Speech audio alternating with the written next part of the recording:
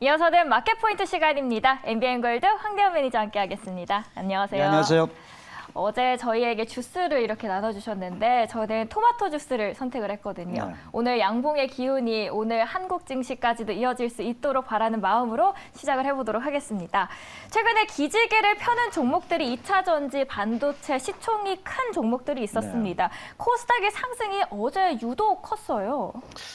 일단 그동안 낙폭과대라는 부분 때문에 그 바운딩이 좀 컸다 이렇게 보는데 이제 오늘부터 좀 중요한 이제 시점에 오고 있다고 봅니다. 특히 이제 최근 환율이 어제 1,397원까지 이제 그 하락했던 이런 모습을 보였는데 일단 1,400원대가 굉장히 중요했던 부분이 바로 외환위기 또는 최근 우리가 그 IMF 이런 그 가장 중요한 때 1,400원대였거든요. 그래서 어제 1,400원대 그 기준에서 밀렸던 부분은 상당히 긍정적이다 봅니다. 다만 이제 CPI 지표가 13일 날 있습니다. 그래서 그때까지는 어떤 그 추세 트렌드가 그렇게 이렇게 변곡점이 정확하게 나오지는 않다 봅니다. 특히 이제 연휴 동안에 우리가 이제 지정학적 리스크가 아직 좀 잔존하고 있거든요. 그래서 그런 부분에서 오늘 같은 경우 이제 오전에는 반등시 매도고 오후장 가서 매수한다 이런 전략하고 현금은 일부 가져가면서 CPI 지표가 나오고 나서 미국의 정부 정책이 완전히 확정된 이후에 이런 그 매매 전략을 좀 해도 된다. 왜냐하면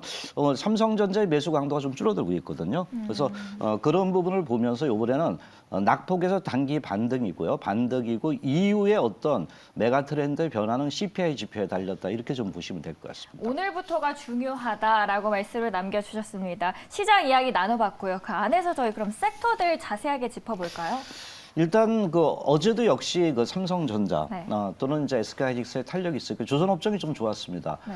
물론 이제 동시다발적인 동반 상승이었다 이렇게 좀 볼 수가 있겠습니다. 그래서 어제는 상당히 이제 뭐 어떤 종목이고 다 올라갔습니다. 다만 이제부터가 중요하다는 부분이 이제 앞으로 이렇게 이틀 동안 계속 올라왔는데 여기서 이제 추격 매수를 할 것인가 이런 부분에 약간 이제 그 갈림길에 좀 있는 부분이 아닌가 이렇게 봅니다. 그래서 아마 이후에는 좀 차별화 부분에 초점을 좀 둬야 되지 않겠나 보겠습니다.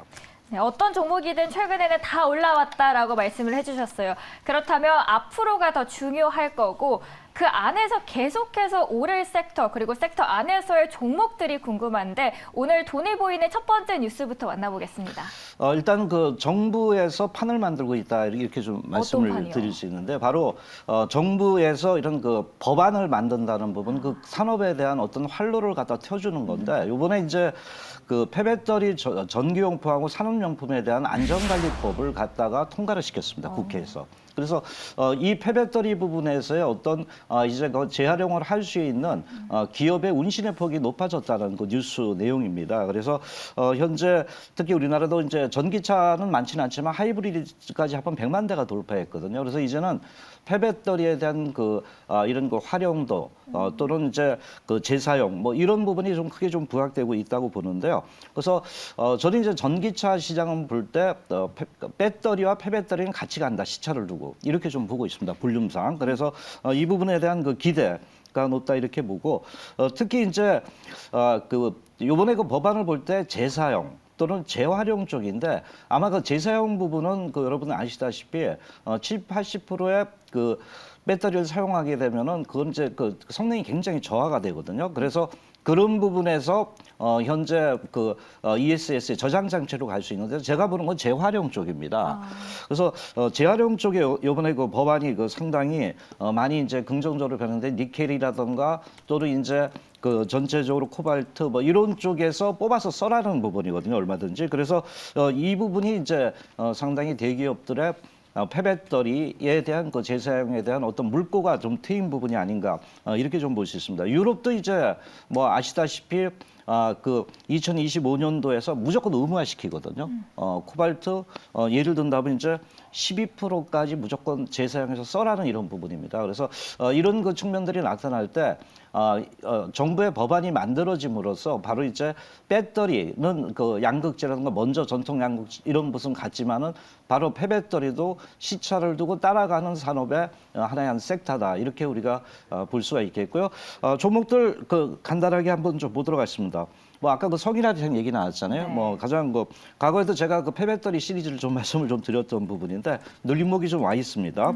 그런 부분하고 뭐 코스모학 300억 투자했죠. 그래서 이것도 하나의 재료가 되고 하나기술도 최근에 그 폐배터리 기술에 대한 그 진입 부분이 크게 좀 부각된 이런 그 모습을 보였다라고 볼 수가 있겠습니다. 그래서 법안이 이제 만들어졌다는 부분은 전체적으로 정부나 기업 투자나 그 전기차에서 소비 이런 것까지 어느 정도 이제 획일화 될 수 있는 하나의 큰 틀을 만들었다는 부분에서 우리가 폐배터리가 단기가 아니라는 부분에 그 지켜봐야 되지 않겠나 보겠습니다. 네, 말씀해 주신 것처럼 전기차 성장과 함께 동반 성장할 수 있는 게 폐배터리 시장이고 정부에서도 이렇게 확실하게 밀어준다면 앞으로의 성장성은 보장된 거 아닌가라는 생각이 드는데 그 안에서 저희 한 종목 어떤 종목으로 저희 수익을 낼 수 있을지가 궁금합니다.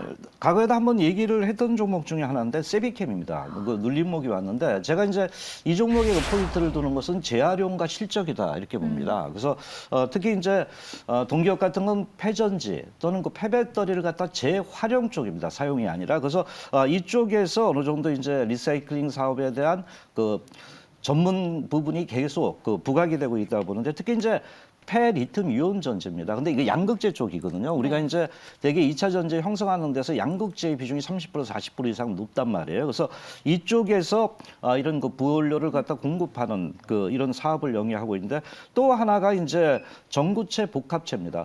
이게 이제 뭔가 이제 하시는 분도 있는데 뭐 간단히 말씀드리면 재활용을 하는 양극재의 어떤 그 물질이다 이렇게 보는데 뭐 황산액 수용액이라 그러더라고요. 그래서 이 부분에 그 전체적으로 재활용하는 그 두 가지 부분을 갖다 그 계속 집중적으로 좀 하고 있는데요. 물론 이제 폐양극재 불순물을 갖다 이거 없애가지고 다시 재활용을 쓸 수 있게 하는 부분인데 지금 이제 그 IRA는 자동차한테 단기적으로 굉장히 지금 뒤통수를 좀 맞게 했던 부분 중에 하나지만은 2차 전지는 전기차 시장은 여전히 미국에서 정책적으로 밀어주고 있기 때문에 2차 전지와 맞물려서 갈 수 있다는 부분입니다. 그래서 아까 제가 그랬잖아요. 2차 전지와 폐배터리는 동행한다. 시차를 두고 그렇다면 바로 2차 전지의 그 전기차에 대한 확장은 2차 전지 그리고 바로 뒤따라하는 것이 폐배터리라는데 이번에 IRA에서 도리어 2차 전지는 장기적으로 미국에서의 어떤 폐배터리 시장과 더불어서 동행할 수 있는 법안이 만들어졌다는 게 중론이다라고 우리가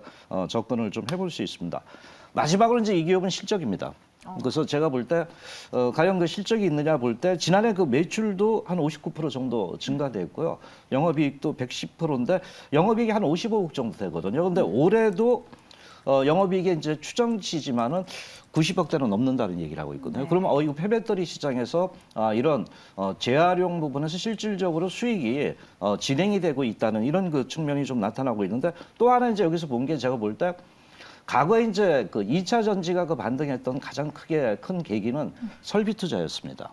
그래서 설비 투자만 얘기만 나오면 주가가 급등을 했거든요. 근데 이 기업도 보면은 아까 제가 전구체 복합체를 얘기했는데 현재 한 1만 톤 정도 생산하고 있다 그러는 1만 톤 정도 이제 캐파를 갖고 있는데 4만 톤까지 이런 캐파에 그 증설을 한다는 겁니다. 그래서 이것은 뭐냐면 결국 이런 그 동기업이 하고 있는 산업이 계속적으로 성장해 있다.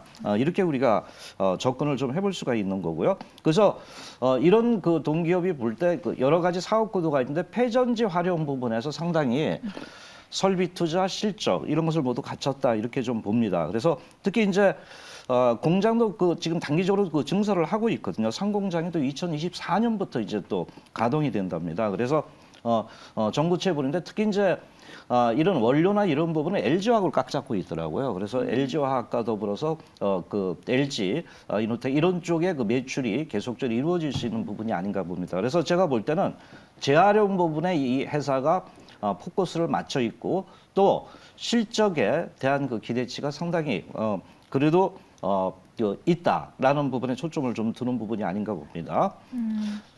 세비캠 IRA의 수혜라고 말씀을 해주셨는데 바이든의 중간 선거도 있고 그리고 한국 기업에게는 조금 영향이 제한적일 것이다라는 이야기도 나와서 세비캠에게는 그런 부정적인 영향은 없을까요? 과거 그 트럼프 생각이 납니다. 그때 그 가장 그 트럼프가 혹독하게 다뤘던 부분이 바로 테슬라였습니다. 그래서 중국 쪽으로 이제 그 이동을 했잖아요. 근데 그때 이제 그 머스크가 얘기한 게 산업의 어떤 그 성장 방향은 아무리 틀라 그래도 그땐 그 에너지 쪽을 갖다 밀었거든요. 근데 그 자동차 산업이 굉장히 이제 발전을 했어요. 그러면 이제 선거에 일시적인 영향은 있다고 보내지만 산업의 트렌드라고 보거든요. 그래서 그 전체적인 흐름을 볼 때 일시적인 영향을 줄 수는 있지만 중장기적으로 볼 때 화석연료에서 대체 에너지, 신재생 에너지의 어떤 산업이 태동하는 건 맞다. 네. 이렇게 보고 있습니다. 전체적인 산업의 흐름은 또 거스를 수 없기 때문에 전기차 그리고 폐배터리 성장성에 대해서 베팅을 해보겠고요. 세빛캠 저희 첫 번째 종목으로 알아봤습니다.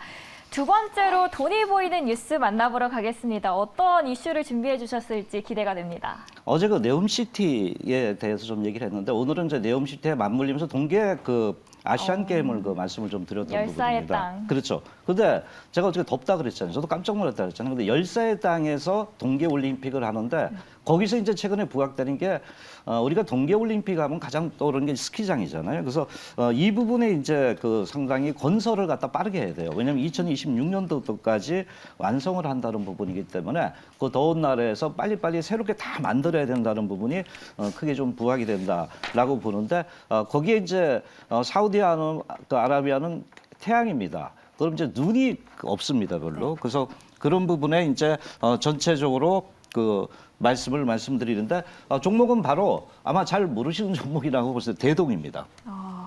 대동을 좀 말씀을 좀 드리도록 하는데요. 농슬라로 유명하죠. 네, 농슬라에서 이제 그 테슬라 플러스 농업이라는 이런 그 현재 그래서 농슬라라고 부르는데 특히 이제 뭐 대동이 무슨 그 관계가 있느냐 뭐 다 아시기 때문에 다른 거는 그 생략을 하고요. 특히 이제 미래 농업의 어떤 플랫폼 부분에서 최근에 그 농슬라라고 했듯이 스마트 농업 기계로 굉장히 변화가 되고 있습니다. 빠르게. 그래서 옛날에 수동이 아니라 자동이 이제 그 많이 그 자율자동차 쪽이 많이 부각이 된다 이렇게 보는데 요번에 이제 그 하게 되면 바로 트랙터 부분에서 제설기 쪽이 좀 부각이 될 것 같습니다. 그래서 제설기로 전환될 가능성이 있는데 여기서 이제 실질적으로 매출도 일어날 수 있는 부분이 그 대동이 아닌가 이렇게 좀 말씀을 좀 드릴 수가 있겠습니다.